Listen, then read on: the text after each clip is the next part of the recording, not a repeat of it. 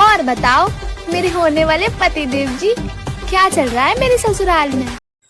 क्या करेंगे, भैंस चराने के लिए आए हैं। अब भैंस चरा के जाएंगे, जाने के बाद सानी भूसा पानी उनी देंगे भैंस को, फिर खाना पीना खा के रात में आराम किया जाएगा। और तुम्हारा भी इंतजार कर रहे हैं, कई दिन से बथान पे गोबर पड़ा हुआ है, उसको साफ नहीं किए हैं। आओगे तो मिलजुल के काम करेंगे, एक दूसरे का दर्द बांटेंगे। और क्या अगला एपिसोड।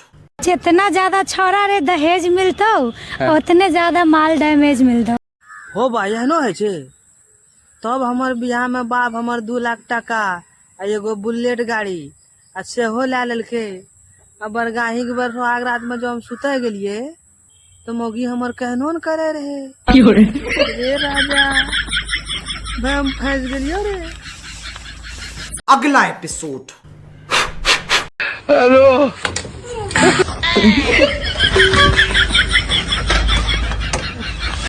बाबू लग गया ना गोबर गैस और नलका में।